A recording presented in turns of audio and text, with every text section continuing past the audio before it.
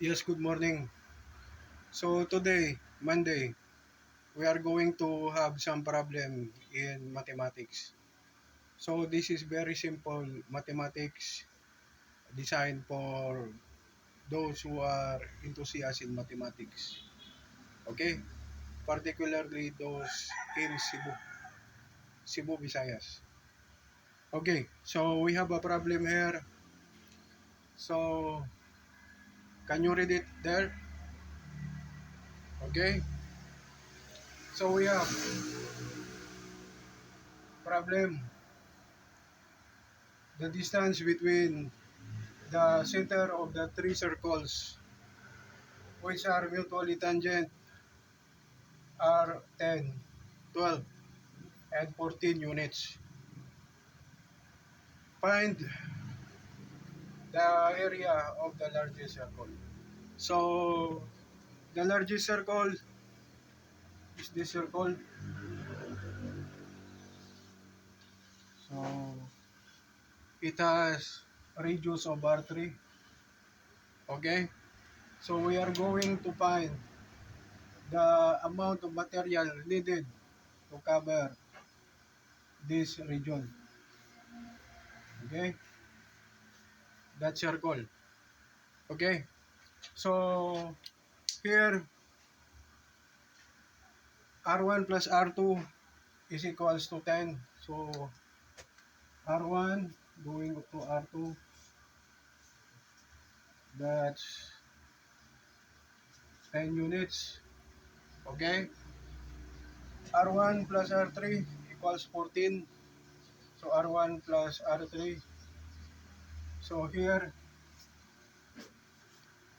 this is 14 units. Okay. So next, we have R2 and R3 plus R3 equals 12. So we are going to add this one. So this is 12 units. Okay. So take note, this is our equation 1, 2, and 3. So what we are going to do is just to eliminate. So we have subtract equation 1 from 2. So we have R3, the result will be R3 minus R2 equals 4. So we have R3 minus R2, R1 minus R1 cancel out. So 14 minus 10, that's 4. Okay? So then write that as your equation 4. Okay? So you need that so that hindi kayo mawala. Okay? You can't be lost. So you must have the equations. Okay? So add then add equations 3 and 4. Okay? So you have 3 and 4, you add it. R2 plus negative R2 that cancel. Okay? So then R3 plus R3, that's 2R3. Then you have 12 plus 4, that's 16. So you have 2R3, then 16 divided by 2, that's 8. Okay? So we have R3 equals 8. So this will become 8. Okay? So here, then we have R2 is 4 and R1 is 6. So this is R2, 4 units. Then we have R1, 6 units. Okay, so that will be the figures. So area of biggest circle, we have area of circle, we have pi r squared, right? So you have pi, which is 3.14 times 8 squared, which is 64. So we have 64 pi units. So that's it. So very simple problem. But how about if we are going to modify the problem? So obviously, in every exam, uh, you need to know all the possibilities that can be twisted or detoured by the maker of the question.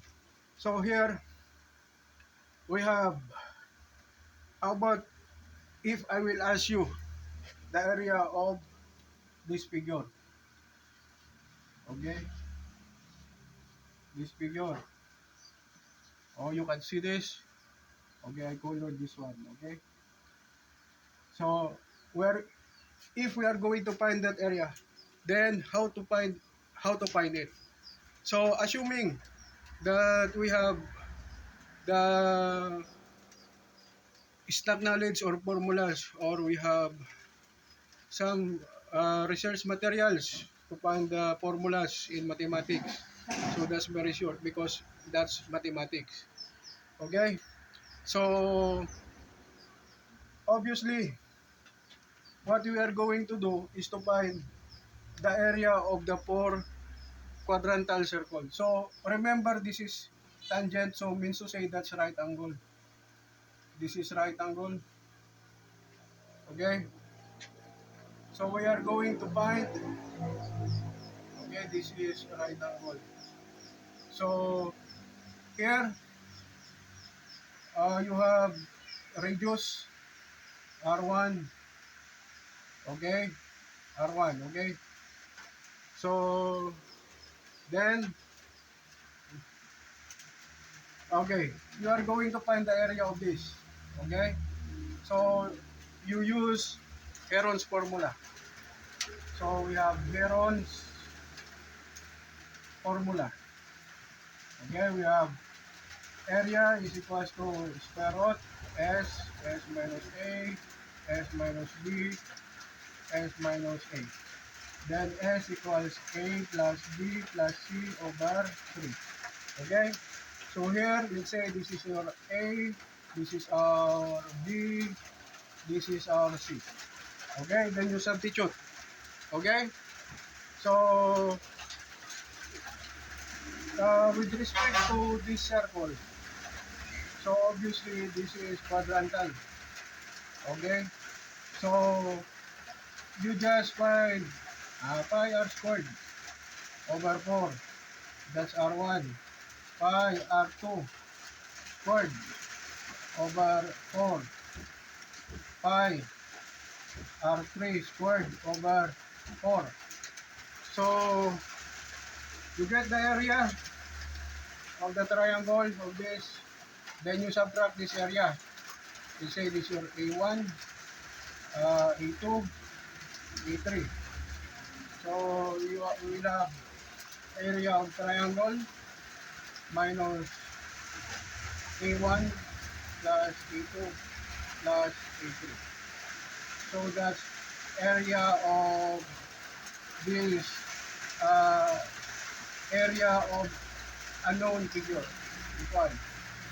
Okay? So remember, if you have circle, okay, is 30 degrees. So you just take note for this.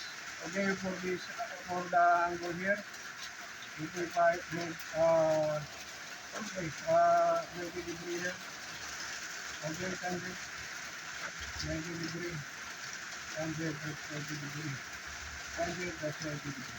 Okay, so I don't think Albert Einstein is dead. I don't think any mathematician named this.